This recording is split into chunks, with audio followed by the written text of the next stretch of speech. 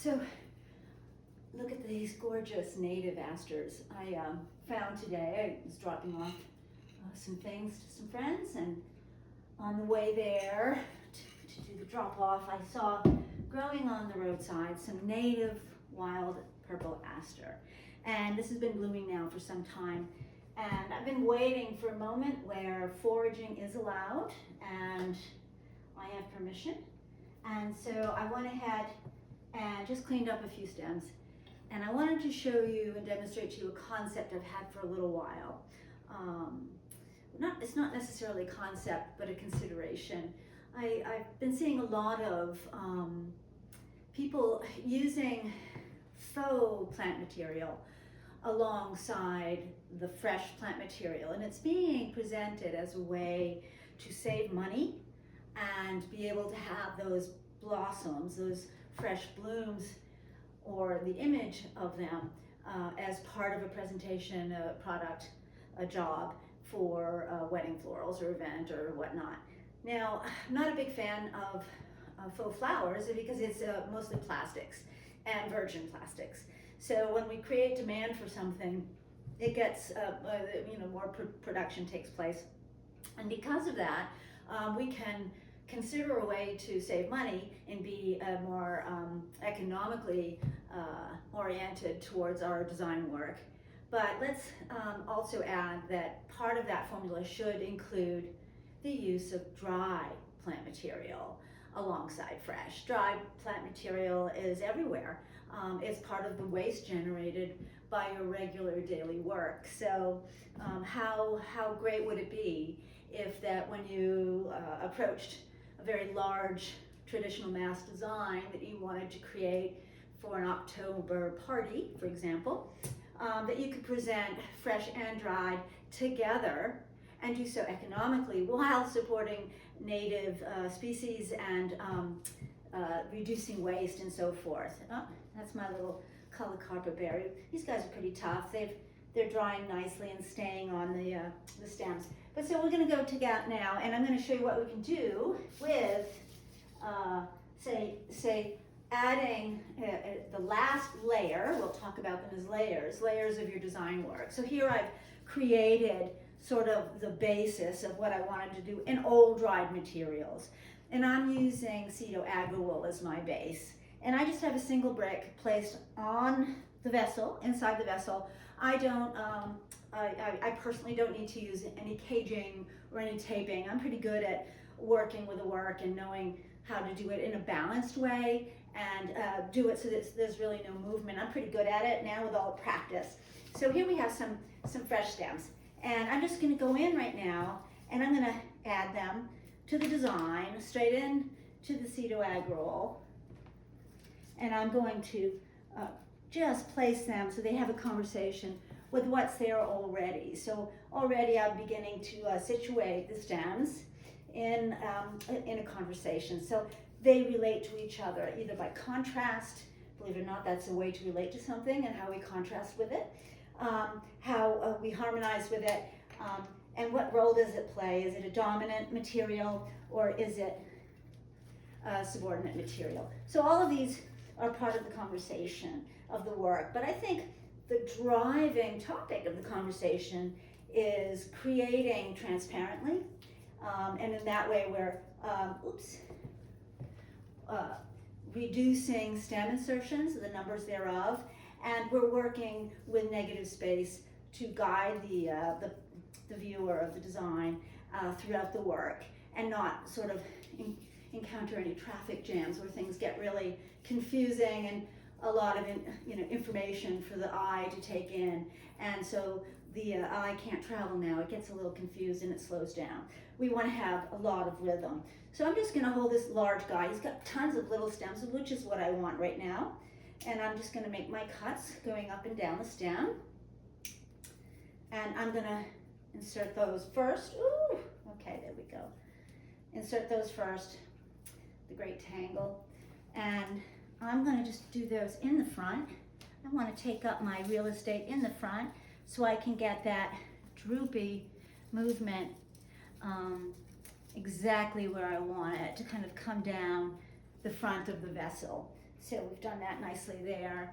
And I'm looking for holes in the vessel itself so that I can have my insertions have more impact lower in the work.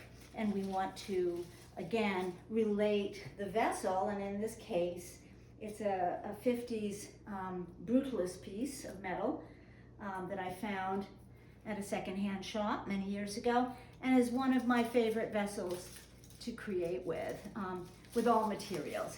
But here, again, we are using the exoskeleton here. We're coming in with our last layer, and our exoskeleton, I call it, because it's Halloween, is that fresh material that we go into the design with at the end so that we can create our very large scale traditional mass design using not faux flowers or excess fresh flowers, because they are at a premium and we want to be economically budget friendly, but also because we are trying to continue this transparent mood and airiness that gives the work so much real flair.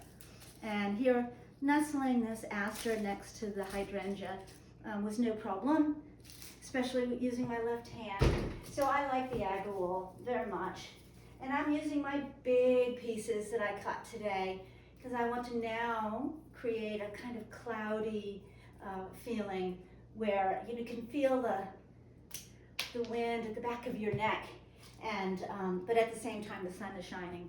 So that's the mood I'm going for today. And yeah, going down. Now I'm gonna just find where it's joining in. There, I have my hand touching the bottom of the brick. At the same time I'm inserting and not paying attention. So I can, without looking and using my other senses, I can feel when the branch is where I want it to be.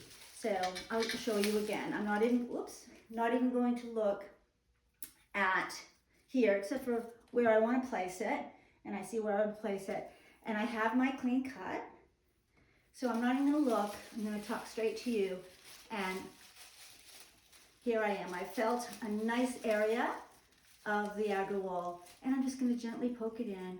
I can feel the resistance at times, so then I shift and redirect, and then I insert, and it's perfect. So I did that without looking at the segue there between aster and AgraWool. I let my other senses do it. And that's how you can start getting a good feel for AgraWool, by not being tricked by the eye, okay?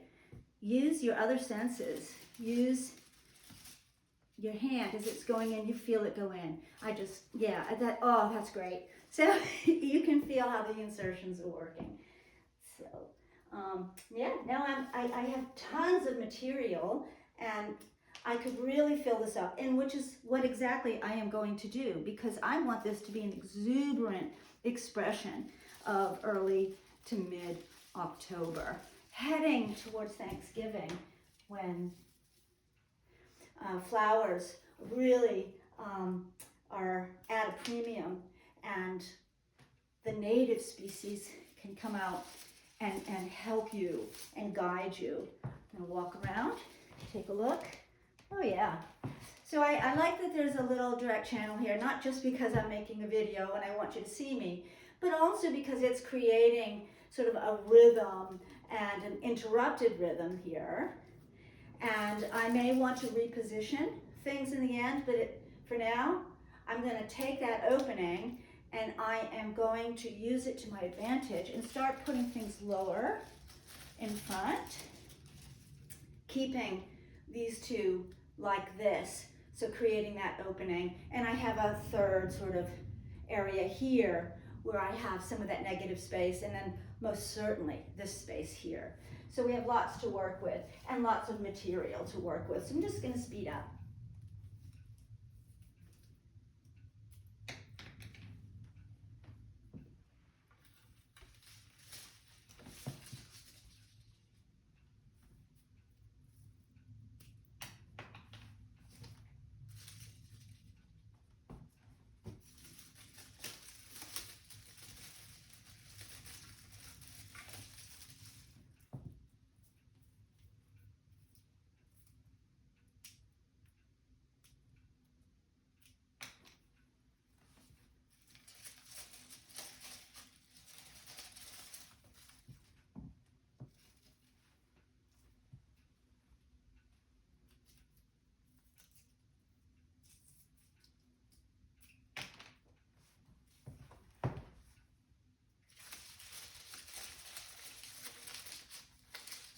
you can hear the rustling of the eucalyptus, the dried eucalyptus. I've had that forever, and I used it and reused it so many times. And sometimes I take any material like that and I craft with it. So I made some nice sachets, you know, and put them in little tea bags, and they can steep the eucalyptus tea bag if you have a stuffy nose, or you just want to open up your nasal passages so you can smell everything better. But yeah, there's so many uses for these materials, both dried, say in teas. I'm not talking about making a tea out of this, but yeah, plant material and the origins thereof and what they were intended for and what we're using them for now have changed. And with the event industry so strong and a bit in practice going against the natural cycles and the natural way that nature is blooming and growing in its own seasonal way, seasonality, we oftentimes are confronted with a client or a situation where they want a certain flower and it has to be imported. And so what do we do about that? And, you know, I would be the type that would say, well, I think I know someone that might be able to help you. She'll be able to probably import, but I don't do that. And then I would give the business name of the person that might be able to help, may have something in stock or something, but I wouldn't take the job if it were so critical to me getting that job. If I had to compromise and do something against what I want to do, then maybe that's not the job for me, and I'll pass. And I'm richer for it. That's funny, I'm richer for it. But I feel richer for it because I've stuck to my guns, and I've done what makes me feel good by, even in saying no to a possible client, I've fulfilled my sort of personal goals and goals for the environment and dealing with it. So yeah, there's so many ways of doing that. I think over here, you can come in. Yeah, so I'm gonna shorten this one up.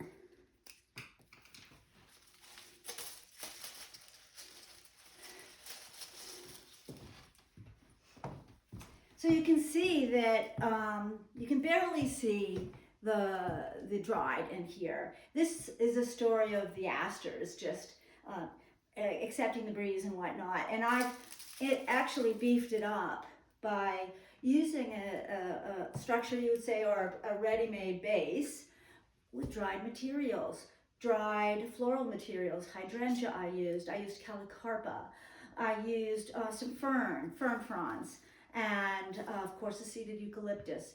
So it didn't take much for me to create a volume-based design well in advance by using AgraWool. Now I, knowing I was going right in with my found treasures here, the native asters, I would have essentially, if I were to create this design en masse and market it for event work, I would do these. You could do these without the fresh asters, well in advance, using a dry brick of AgraWool. It's for dried materials as well as for fresh. It is also for growing medium. So it's really perfect. And then the day of or the night before, I would hydrate the pouch. I would hydrate the brick. Definitely the brick here. I would hydrate the brick of Cedo AgraWool, and then I would insert the asters, right? I'd come in and do that, and then this table piece is done. And with the stems I've used, they're very thin. So these aren't big noted beasts and heavy woody structures. These are all quite thin that I'm using in this design. Perhaps, no, the hydrangea stem is also quite thin. It was a very small stem that I dried after designing with it fresh. So yeah, I mean, this is easy to do with the stem structures that I'm using. And that's important to people. Remember, study those stems, get a sense of what mechanic is going to work best. And if you have big, deep nodes, that could be a concern, just like it is with a floral foam, which we're trying to make redundant by introducing and staying with AgraWool. Yeah, I love this design. I love the effect. And I love the vessel too. This was all here. And well, there you go. Have a good one.